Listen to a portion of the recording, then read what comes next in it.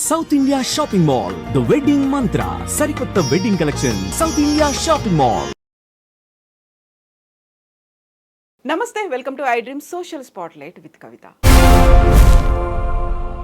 తెలంగాణ రాష్ట్ర ప్రభుత్వం గద్దర్ పేరుతో సినిమా అవార్డులని అనౌన్స్ చేసింది. గతంలోనే కమిటీని ఏర్పాటు చేశారు. ఈరోజు ఎంపికైనటువంటి సినిమాలు, చిత్ర బృందం, నటీనటుల వివరాల్ని అందచేశారు జయసుధ.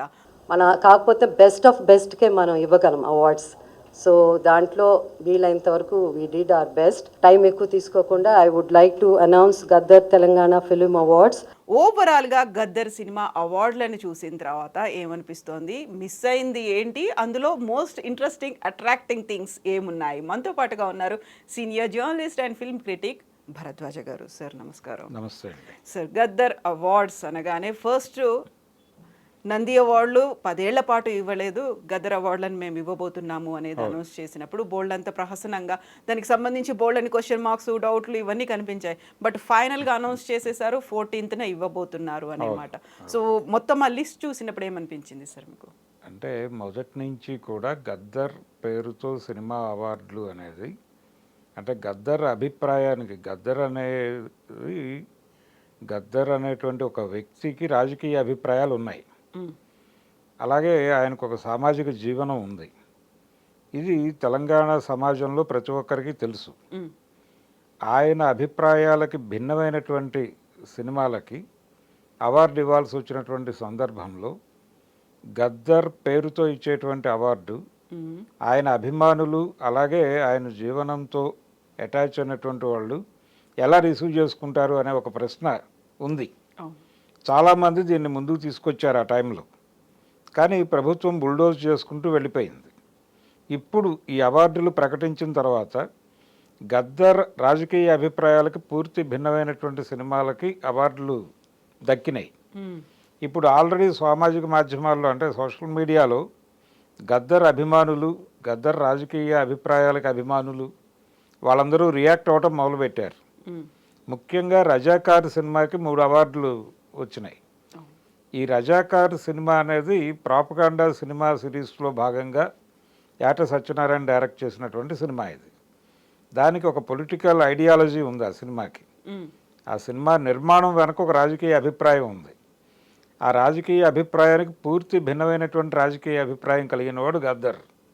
ఇప్పుడు గద్దర్ పేరుతో ఆ సినిమాకి అంటే పైగా చారిత్రాత్మక చిత్రంగా ఉత్తమ చారిత్రాత్మక కేటగిరీలో ఇచ్చారు ఆయనకి. ఇది చాలామందిని ఇబ్బంది పెడుతుంది. అంటే తెలంగాణ సాయుధ పోరాటము ఆ నేపథ్యం గురించి తెలిసిన వాళ్ళకి రజాకార్ సినిమాలో వాళ్ళు పోర్ట్రేట్ చేసినటువంటి విధానానికి అంటే రజాకార్ టాపిక్ ఎందుకు తీసుకున్నారు ఆ సినిమాకి అంటే ప్రస్తుతం నడుస్తున్నటువంటి పద్ధతిలో యాంటీ ముస్లిం కంటెంట్తో సినిమా చేస్తే అది డెఫినెట్గా కనెక్ట్ అవుతుంది జనాలకి, అలాగే పొలిటికల్గా కూడా ఒక మైలేజ్ దక్కుతుంది అనే ఉద్దేశంతో చేసిన సినిమా అది. అంటే హిందువుల మీద ముస్లింలు చేసినటువంటి ఒక అణచివేతని చూపించడం అనేది ప్రధానమైన కార్యక్రమంగా నడిచింది. కానీ ఇక్కడ చూడాల్సింది ఏంటంటే రజాకార్ సైన్యంలో హిందువుల సంఖ్య తక్కువేమీ లేదు, హిందువుల సంఖ్య ఎక్కువ ఉంది దానిలో. అంటే స్థానిక దొరల సైన్యమే రజాకార్ సైన్యంగా ఉపయోగపడింది అప్పుడు. ఇది ఆ సినిమాలో ఎక్కడా కూడా డిస్కషన్లోకి రాదు. అది కాశ్మీర్ ఫైల్స్, కేరళ స్టోరీ ఈ సిరీస్లో వచ్చినటువంటి ఒక ప్రాపగాండా సినిమా మాత్రమే. ఇప్పుడు ఇదే ధోరణిలో రేపు ఇంకొక సినిమా రాబోతోంది 12వ తారీఖు, హరిహర వీరమల్లు అనే పేరుతో పవన్ కళ్యాణ్ చేస్తున్న సినిమా కూడా ఇదే. కాబట్టి ఈ ప్రాపగాండా సిరీస్లో వచ్చినటువంటి ఈ రజాకార్ సినిమా వ్యక్తీకరించినటువంటి భావాలకి పూర్తి భిన్నమైనటువంటి రాజకీయ అభిప్రాయాలు కలిగినటువంటి వాడు గద్దర్. ఈ అవార్డు ఇప్పుడు గద్దర్ పేరుతో తీసుకుంటారు వాళ్ళు. ఇప్పుడు గద్దర్ పరిస్థితి ఏమిటి అనేది జనాలలో ఉన్నటువంటి పెయిన్. గద్దర్ అభిమానులందరూ బాధపడుతున్నారు, ఇదేంటి ఈ సినిమాకి గద్దర్ పేరుతో అవార్డు ఇవ్వటం ఏంటి అని. అందుకని గద్దర్ని గౌరవించదలుచుకుంటే గద్దర్ రాజకీయ అభిప్రాయాలకు దగ్గరగా ఉన్నటువంటి సినిమాకి గద్దర్ స్మారక పురస్కారం ఇవ్వచ్చు. అలాగే గద్దర్ రాజకీయ అభిప్రాయాలకు దగ్గరగా ఉన్నటువంటి ఒక పాటకి గద్దర్ స్మారక పురస్కారం ఇవ్వచ్చు. అంతవరకు ఓకే. ఆయన ప్రజావాగ్గేయకారుడు. ఆయన జీవితం పీపుల్స్ వార్ అనేటువంటి పార్టీతో ముడిపడి ఉంది. ఆయన మీద దాడులు జరిగినాయి, ఆయన మీద కాల్పులు జరిగినాయి, 8 తూటాలు దింపారు ఆయనకి. ఒక బుల్లెట్ ఆయనతో పాటే ట్రావెల్ అయింది ఆయన జీవించినంతకాలం. ఇన్ని ఉన్నాయి తెలంగాణ సమాజంలో. ఆయన తెలియని వారు ఎవరు లేరు, ఆయన రాజకీయ ప్రస్థానం తెలియని వాళ్ళు ఎవరూ లేరు. వాళ్ళందరూ కూడా ఇప్పుడు ఈ అవార్డులు చూసి ఇదేంటి అని ఎక్కడో చోట మాట్లాడే ప్రయత్నం చేస్తున్నారు, నిరసన తెలియజేస్తున్నారు. ఇది ఒక అంశం. రెండోది, పుష్ప సినిమాకి ఉత్తమ చిత్రం కేటగిరీలో అవార్డు దక్కింది. ఉత్తమ నటుడిగా పుష్పకి ఒక పురస్కారం దక్కింది. అలాగే కల్కి సినిమాకి ఉత్తమ చిత్రంగా గద్దర్ అవార్డు ఇచ్చారు. అంటే పాత రోజుల్లో బంగారు నంది, కాంస్య నంది, రజత నంది ఇలా ఉండేవి. ఇప్పుడు అదే కేటగిరీలో బంగారు గద్దర్, అలాగే కాంస్య గద్దర్, రజత గద్దర్గా చూడాలా దీన్ని అనేది ఒక ప్రశ్న. ఇలా చూస్తే మొదటి నంది కల్కి సినిమాకి ఇచ్చారు. కల్కి సినిమాలో ప్రమోట్ చేసినటువంటి భావజాలంతో కూడా వివాదాలు ఉన్నాయి. గద్దర్ అభిప్రాయాలకి భిన్నమైనటువంటి అభిప్రాయాలే నడిచినాయి ఆ సినిమాలో కూడా. అలాగే ఉత్తమ నటుడు కేటగిరీలో వాళ్ళు ఇచ్చినటువంటి పుష్ప అవార్డు, పుష్ప క్యారెక్టరైజేషను, దాని మీద కూడా రకరకాల చర్చలు జరిగి ఉన్నాయి ఆల్రెడీ. అయితే పుష్పకి అవార్డు ఇవ్వటం పట్ల నాకు ప్రత్యేకంగా వేరే అభిప్రాయం ఏం లేదు. అతను మంచి పెర్ఫార్మెన్స్ ఇచ్చాడు అల్లు అర్జున్. అలాగే జాతీయ స్థాయిలో ఉత్తమ నటుడు అవార్డు ఆల్రెడీ తీసుకున్నాడు ఆ సినిమాకి. అంటే ఒక స్మగ్లర్ క్యారెక్టర్కి అలా అవార్డులు ఇస్తారా అని చెప్పి ఆ రోజున గగ్గోలు పెట్టారు చాలామంది. మరి వాళ్ళు ఇప్పుడు కూడా అలాగే మాట్లాడతారేమో చూడాలి. అంటే స్మగ్లర్ క్యారెక్టర్కి ఎలా అవార్డు ఇస్తారు అని. దాదాపు పవన్ కళ్యాణ్ కూడా అలాంటి అభిప్రాయం వ్యక్తం చేశాడు. అంటే పాత రోజుల్లో హీరోలు అంటే వాళ్ళు ఫారెస్ట్ ఆఫీసర్లుగా ఉండేవాళ్ళు అని అడవిరాముడు రెఫరెన్స్లో పుష్పాన్ని పోల్చాడు ఆయన. అడవిరాముడులో ఎన్టీ రామారావు గారు ఫారెస్ట్ ఆఫీసరు, ఇందులో స్మగ్లర్ హీరో అయ్యాడు అని చెప్పి ఓ పోలిక తెచ్చాడు. మరి వాళ్ళు ఇప్పుడు ఎలా రియాక్ట్ అవుతారో చూడాలి. అయితే క్యారెక్టర్ ఏదైనప్పటికీ అందులో ఆయన పర్ఫార్మెన్స్ బాగుంటే ఉత్తమ నటుడు అవార్డు ఇవ్వచ్చు, తప్పేమీ లేదు. అంటే స్మగ్లర్ కాదు అతను, అల్లు అర్జున్ స్మగ్లర్ కాదు, ఆ క్యారెక్టర్ స్మగ్లర్. ఆ స్మగ్లర్ క్యారెక్టర్ని ఆయన అద్భుతంగా నటిస్తే అవార్డు ఇవ్వచ్చు, తప్పేం లేదు దానిలో. కానీ కంటెంట్కి సంబంధించిన వ్యవహారం జరిగినప్పుడు ఖచ్చితంగా ఎవరి పేరుతో అవార్డు ఇస్తున్నాము, వాళ్ళ రాజకీయ అభిప్రాయాలు ఏమిటి అనేది పరిగణనలోకి తీసుకోకుండా అవార్డులు ఇస్తే ఇలాంటి క్రిటిసిజం డెఫినెట్గా వస్తుంది. అది చూడాలి ఇప్పుడు ఎలా ఉంటుంది, ప్రభుత్వం ఎలా రియాక్ట్ అవుతుంది, ఎలా జస్టిఫై చేసుకుంటుంది కమిటీ అనేది చూడాలి ఇప్పుడు. సో ఇప్పుడు రజాకార్ సినిమాకి సంబంధించి చూస్తే ఆ చారిత్రక నేపథ్యం ఉన్నటువంటి సినిమాగా తీసుకున్నారు. అందులో వక్రీకరణ జరిగిందా అనేది కన్సిడర్ చేశారా లేదా, లేదు ఆ కేటగిరీకి సంబంధించి అది తప్ప ఇంకే సినిమా లేదు కాబట్టి ఒక కేటగిరీ ఉంది కాబట్టి దానికి ఇచ్చారని అనుకుంటున్నారు? అంటే కేటగిరీ ఉన్నప్పటికీ, అంటే కేటగిరీ ఇప్పుడు ఫిలిం జర్నలిస్ట్ అవార్డు ఉండేది ఇంతకుముందు, ఉత్తమ ఫిలిం జర్నలిస్ట్ అవార్డు కూడా ఇచ్చేవారు. మరి ఈసారి అదేం కనిపించలేదు. పైగా 2 జర్నలిస్టులు ఉన్నారు దానిలో జ్యూరీలో, లక్ష్మీనారాయణ గారు ఉన్నాడు, తర్వాత భగీరథ గారు ఉన్నారు. వాళ్ళిద్దరూ ఉన్నారు కానీ ఎవరికి రాలేదు. రెంటాల జయదేవ్ గారి పుస్తకానికి మాత్రం అవార్డు దక్కింది. ఫస్ట్ రీల్ సినిమాకి మాత్రం అవార్డు వచ్చింది, బుక్కి. దాని మీద రకరకాల అభిప్రాయాలు ఉన్నప్పటికీ అదొక ప్రామాణిక గ్రంథంగా అయితే చాలామంది ధృవీకరించారు. అది గౌరవప్రదంగానే ఉంది, అవార్డు ఇవ్వటం బాగానే ఉంది అది. కానీ ఈ చారిత్రాత్మక చిత్రాలు అంటే దీనిలో ఇబ్బంది ఉంది, దాని మీద చాలా క్రిటిసిజం వచ్చింది. అంటే నేను అనేది ఏంటంటే గద్దర్ అభిప్రాయాలు ఏమిటో తెలుసు వాళ్ళకి. అంటే జ్యూరీ మెంబర్స్కి ఐడియా ఉండకపోవచ్చు, కానీ ఈ అవార్డుల కమిటీని నామినేట్ చేసినటువంటి ప్రభుత్వంలోని పెద్దలకి డెఫినెట్గా గద్దర్ రాజకీయ అభిప్రాయాలు తెలుసు. తెలిసిన వాళ్ళు వాళ్ళని వార్నైనా చేయాలి కనీసం. ఇది కొంచెం భిన్నమైనటువంటి అభిప్రాయాలు కలిగినటువంటి సినిమా అనేది కనీసం వీళ్ళు వార్న్ చేసి ఉండాలి. అది జరగలేదు. అది ప్రమోషన్లో భాగంగా అలా వెళ్ళిపోయింది ఆ సినిమా. దాని మీద చాలామంది, అంటే పర్టికులర్గా తెలంగాణకి చెందినటువంటి ముస్లిం థింకర్సు, రైటర్సు వాళ్ళందరూ రియాక్ట్ అవుతున్నారు ఇప్పుడు. ఈ సినిమాకి అవార్డు ఇవ్వటం ఏమిటి, పైగా గద్దర్ పేరుతో అవార్డు ఇవ్వటం ఏమిటి? సార్ అలా అనుకుంటే ఇప్పుడు గద్దర్ అభిప్రాయాలు అనుకుంటే అలాంటి సినిమాలు ఇప్పుడు ఏవి రావట్లేదు. విప్లవం కావచ్చు, అప్పుడు ఉన్నటువంటి ఒక తిరుగుబాటు ఇలాంటివి ఆ భావజాలం. అంటే తిరుగుబాటు ఇవన్నీ కాదండి. తిరుగుబాటు సినిమాలకే అవార్డులు ఇవ్వాలని కాదు. ఉమ్, జీవితంలో ఉండే ఘర్షణని ఎలా ప్రొజెక్ట్ చేయాలో అలా ప్రొజెక్ట్ చేసేటువంటి సినిమాలు, అంటే ఘర్షణని వాస్తవ దృక్పథంతో చిత్రీకరించేటువంటి సినిమాలకి గద్దర్ పురస్కారాలు ఇవ్వచ్చు. ఉమ్, అది ఆయన రాజకీయ అభిప్రాయాలను గౌరవించినట్టు. అంతే తప్ప రియాక్షనరీ సినిమాలకు కూడా మీరు గద్దర్ పేరుతో అవార్డు ఇస్తే ఎలాగా? గద్దర్ రియాక్షనరీ అనుకున్నటువంటి భావజాలం, ఆ భావజాలం ఉన్నటువంటి సినిమాకి మీరు గద్దర్ పేరుతో అవార్డు ఇస్తే ఎలాగా? అది కదా ఇప్పుడు చాలామందిని గాయపరుస్తున్న గొడవ. ఉమ్, అందుకని కేవలం నారాయణమూర్తి గారి సినిమాలకే అవార్డులు ఇవ్వమని నా ఉద్దేశం కాదు. మనిషి జీవితంలో ఉన్నటువంటి ఘర్షణని పాజిటివ్ టోన్తో తెర మీద చెప్పిన ఏ సినిమాకైనా అవార్డు ఇవ్వచ్చు. అంటే ఆయన ఎలా చూస్తున్నాడు, గద్దర్ అయితే ఈ సమస్యని ఎలా చూస్తాడు అనేది ఆయనకు ఒక ఐడియాలజీ ఉంది. అందుకని అసలు గద్దర్ పేరుతో సినిమా అవార్డులు పెట్టడం అనే పాయింట్ దగ్గరే ఇబ్బంది ఉంది.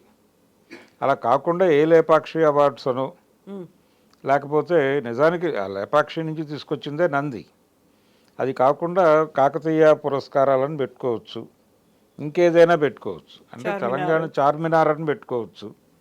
చార్మినార్ పురస్కారాలైనా తప్పులేదు. అది తెలంగాణని గుర్తింపజేసే, అంటే ఇక్కడ ఇంకో గొడవ ఉంది, తెలంగాణ తెలుగు, ఆంధ్ర తెలుగు అని. ఉమ్, ఇక్కడ ఈ అవార్డుల మొత్తం వ్యవహారంలో చూస్తే అశ్విని దత్ గారికి కొన్ని అవార్డ్స్ వెళ్ళినాయి. ఉమ్, అంటే కల్కికి అవార్డ్స్ వెళ్ళినాయి, పుష్పకి అవార్డు వెళ్ళింది కొంత ఆ మేరకు. అలాగే దేవర సినిమాకు ఒక అవార్డు వెళ్ళింది. ఇక్కడ కొంత ఆ శిబిరాన్ని సంతృప్తి పరిచారు. ఉమ్, కానీ ఇతర విభాగాల్లో చూస్తే మెజారిటీ తెలంగాణ సినిమాలకు వెళ్ళినాయి అనే అభిప్రాయం ఆంధ్ర ఫిల్మ్ మేకర్స్లో కలిగేటువంటి ఛాన్స్ అయితే ఉంది. ఓకే. అంటే పొట్టేల్ కథ కూడా అది తెలంగాణకు సంబంధించినటువంటి కథే. అలా వీళ్ళు ఎంపిక చేసినటువంటి సినిమాల్లో రజాకార్ కూడా, రజాకార్ ఆ కేటగిరీలోకి వచ్చేటువంటి కథే. ఇలా తెలంగాణ సినిమాకి కొంత ఎక్కువ న్యాయం జరిగిందేమో ఉమ్, అనే అభిప్రాయం కలిగే అవకాశం కల్పించే విధంగా ఉంది. అయితే ఈ చలనచిత్ర పురస్కారాలు మేము కూడా ఇస్తామన్నారు వాళ్ళు, ఆంధ్ర ప్రభుత్వం. కానీ అక్కడ కదలిక లేదు. ఉమ్, ఇప్పుడు ఇక్కడ వచ్చినటువంటి కదలిక నుంచి వాళ్ళు ఏమైనా పురస్కారాలు ఇస్తారేమో చూడాలి. ఇప్పటివరకు అంటే కందుల దుర్గేష్ గారు ఈరోజు రేపు స్పందించే ఛాన్స్ ఉంది. ఆయన మాట్లాడితే ఎలా ఉంటుంది అనేది ఒకటి చూడాలి. ఉమ్, అయితే తెలంగాణ తెలుగు, ఆంధ్ర తెలుగు అని రెండు విభాగాలుగా గనక విడిపోగలిగితే ఉత్తమ ప్రాంతీయ భాషా చిత్రం కేటగిరీలో ఢిల్లీ నుంచి వచ్చేటువంటి అవార్డ్స్ ఉంటాయి ఉమ్, జాతీయ చలనచిత్ర పురస్కారాల్లో భాగంగా. అప్పుడు తెలంగాణ తెలుగు సినిమాకి ఒక అవార్డు వస్తుంది, ఆంధ్ర తెలుగు సినిమాకి ఒక అవార్డు వస్తుంది. అంటే రాజ్యాంగపరమైనటువంటి ఒక విభజన తీసుకురాగలగాలి వీళ్ళు. రాష్ట్ర విభజనకు ఎలాగైతే ప్రయత్నం జరిగిందో అలాగే తెలంగాణ తెలుగుకి ఒక గుర్తింపు గనక సాధించగలిగితే ఉమ్. అప్పుడు ఆంధ్ర తెలుగు సినిమాకి విడిగాను వీళ్ళకి విడిగాను అవార్డ్స్ వస్తాయి. సో అప్పుడు నటులు కావచ్చు, దర్శకులు, మిగతా అంతా సాంకేతిక వర్గం అందరూ కూడా అలాగే చూస్ చేసుకోవాల్సినటువంటి అవసరం ఉంటుంది కదా సార్? అలా ఉండదండి. అంటే సాంకేతిక నిపుణులు, నటులు ఎలాగైనా ఉండొచ్చు. ఉమ్, కానీ సినిమాలో ఏం చెప్పారు అనేది, నేపథ్యం. నేపథ్యం ఏమిటి అనే దాని మీదే నడుస్తుంది. దాని మీద అవార్డుల నిర్ణయాలు జరగాలి. ఉమ్, ఇప్పుడు ప్రధానంగా రజాకార్ సినిమా మీద వస్తున్న విమర్శ అదే, భావజాలపరమైనటువంటి వైరుధ్యం ఉంది. గద్దర్ భావజాలానికి ఈ సినిమాలో వ్యక్తం చేసినటువంటి భావజాలానికి ఓ కాంట్రడక్షన్, సీరియస్ కాంట్రడక్షన్ ఉంది. అటువంటి సినిమాని ఎలా ఎంపిక చేసి ఆయన పేరుతో పురస్కారం ఎలా ఇస్తారు ఉమ్, అనేది గొడవ. దానికి ఇప్పుడు సినిమాటోగ్రఫీ మినిస్టర్ కావచ్చు, ఎవరైనా కావచ్చు, జ్యూరీ ఎవరైతే రిప్రజెంట్ చేశారో జయసూజ గారు, ఆవిడ ఎలా జస్టిఫై చేసుకుంటారు రేపు వేదిక మీద అనేది చూడాలి. ఈ క్రిటిసిజం అంతా వాళ్ళ దృష్టికి వెడుతుంది ఎలాగో. ఉమ్, రేపు వాళ్ళు చేసేటువంటి ఉపన్యాసాల్లో అది ఏదో మేరకు వాళ్ళందరినీ కూడా అడ్రస్ చేయాల్సినటువంటి అవసరం ఉంటుంది. అడ్రస్ చేసినప్పుడు ఎలా జస్టిఫై చేసుకుంటారు ఆవిడ అనేది చూడాలి. ఇప్పుడు చారిత్రక నేపథ్యం ఉన్నటువంటి సినిమాలు వస్తే అవి ఒక్కొక్కరు ఒక్కో రకంగా చూస్తూ ఉంటారు. ప్రతిసారి క్రిటిసిజం అనేది ఉంటూనే ఉంటుంది కదా సార్? డెఫినెట్గా ఉంటుందండి, డెఫినెట్గా ఉంటుంది. అంటే చరిత్రని చెప్పేటప్పుడు ఒక్కొక్కళ్ళకి ఒక్కొక్కలాగా దర్శనం ఇస్తుంది అది. ఇప్పుడు మా భూమి సినిమా ఉంది. మా భూమి ఒక పద్ధతిలో వాళ్ళు తెలంగాణ సాయుధ పోరాటాన్ని చెప్పారు. ఇందులో కూడా తెలంగాణ సాయుధ రైతాంగ పోరాటం దాని తాలూకా రెఫరెన్సెస్ ఉన్నాయి రజాకార్ సినిమాలో కూడా. అంటే ఇవన్నీ ప్యారలల్గా జరిగినటువంటి మూమెంట్సే ఆ రోజుల్లో. అలాగే ఇక్కడ ప్రధానంగా చూడాల్సింది ఏంటంటే ఇక్కడ ఒక మోటో ఉంది ఈ సినిమాలో. అది ఇబ్బందికరం. అసలు రజాకార్ టాపిక్ తీసుకోవడం వెనకాలే వీళ్ళ ఉద్దేశం అది. కాశ్మీర్ ఫైల్స్ లాంటి సినిమా తీయాలి అనే ఉద్దేశంతో చేశారు అంతే. పైగా దాదాపు ఈ సినిమాలన్నిటికీ ప్రమోటర్స్ కూడా ఒకళ్ళే. అందుకని దీని మీద అనుమానం. అంటే ఇది రైట్ వింగ్ పాలిటిక్స్ని ప్రమోట్ చేయడానికి తీసినటువంటి సినిమా అనే బ్రాండింగ్ కూడా ఉంది దాని మీద. దీన్ని తీసుకొచ్చి వామపక్ష భావజాలం కలిగినటువంటి గద్దర్ పురస్కారాన్ని ఎలా ఇస్తారు ఆ సినిమాకి అనేది. పైగా గద్దర్ తన జీవితకాలం రిప్రజెంట్ చేసినటువంటి సమూహాలన్నీ కూడా ఆ సినిమా మీద తీవ్రమైన వ్యతిరేకతను ఆ రోజునే వ్యక్తం చేసినాయి. ఇప్పుడు ఈ సినిమాకి అవార్డు రాబోతోంది అనేది నిన్నటి నుంచి మొదలైంది. నిన్నటి నుంచి సోషల్ మీడియాలో వైబ్రేషన్స్ మొదలైనాయి. ఈరోజు అధికారికంగా ప్రకటన వచ్చాక ఇంకొంచెం ఎక్కువైనాయి. దీన్ని ఎలా అడ్రస్ చేస్తారనేది చూడాలి రేపు జరగబోయేటువంటి ఈవెంట్లో. ఇది టోటల్గా అంటే గద్దర్ పేరుతో పురస్కారాలు అన్న దగ్గరే ఈ ప్రాబ్లం మొదలవుతుంది. ఆయనకి కొన్ని ప్రత్యేకమైనటువంటి అభిప్రాయాలు ఉన్నాయి ఈ వ్యవస్థ పట్ల. ఈ వ్యవస్థతో సానుకూలంగా నడవలేదు ఆయన. పైగా ఎన్నికల బహిష్కరణ నినాదంగా ఉన్నటువంటి పార్టీకి రిప్రజెంటేటివ్గా ఉన్నాడు ఆయన. ఉండి చివరిలో ఆయన కొంచెం అంటే ఒక బ్రాడర్ ఐక్య సంఘటనలోకి వెళ్ళాలి అనే ఉద్దేశంతో కాంగ్రెస్ పార్టీతో సన్నిహితంగా ఉన్నాడు ఆయన. అంతే తప్ప తన భావజాలాన్ని మార్చుకున్నట్టుగా ఆయన ఎక్కడా ప్రకటించలేదు. ఆయన ఒక బ్రాడర్ అంటే ఇప్పుడు ప్రస్తుతం దేశంలో ఉన్నటువంటి రైట్ వింగ్ పాలిటిక్స్కి వ్యతిరేకంగా ఒక విస్తృతమైన ఐక్య సంఘటనలోకి వెళ్ళాలి అనే తన ప్రతిపాదనలో నుంచి కాంగ్రెస్ పార్టీతో సన్నిహితంగా మెలిగాడు తప్ప ఆయన పూర్తి కాంగ్రెస్ వాది అనటానికి కూడా అవకాశం లేదు. అయినప్పటికీ ఇప్పుడు రాహుల్ గాంధీ గారి అభిప్రాయాల ప్రకారం చూసినా రజాకార్ ఇబ్బందికరమైన సినిమానే. కాంగ్రెస్ పార్టీ కోర్ కమిటీ వాళ్ళకు చూపించినా కానీ వాళ్ళు ఈ సినిమాని వ్యతిరేకిస్తారు. ఆ సినిమాకి అవార్డు ఇవ్వటం అనేది ఇప్పుడు డిస్కషన్గా మారింది. దానికి సమాధానం చెప్పాలి వాళ్ళు. Yes sir, thank you so much sir. Thank you. Thank you sir.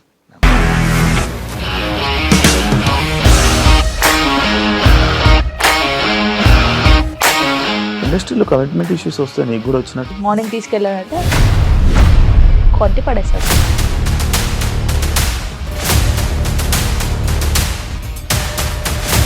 ఒక్కళ్ళు కూడా చూడలేదు ఈ సినిమా అని చెప్పడానికి కూడా చాలా ధైర్యం కావాలి. అది నిజం కదా, దాంట్లో ధైర్యం ఏంటి? ఇది నెక్స్ట్ డే ప్లేట్ మార్చేస్తే తప్పు కదా. As of now we are comfortable this అని నేను అనుకుంటున్నాను. రష్మిక గారిది మీది ఒకే ఊరంట కదా? నీకు కోపం వచ్చిందంటే బాగా తిట్టేత్తరా? తిట్టేద్దామండి. నిజంగా గేమ్ ని ఎలా చేంజ్ చేయగలిగారు? ఏపీఎస్ఎఫ్సి వాళ్ళకి 6 నెలల్లో నేను 6 లక్షలు కట్టా. బిజినెస్ చేయాలనుకుంటే it is as difficult as riding a tiger.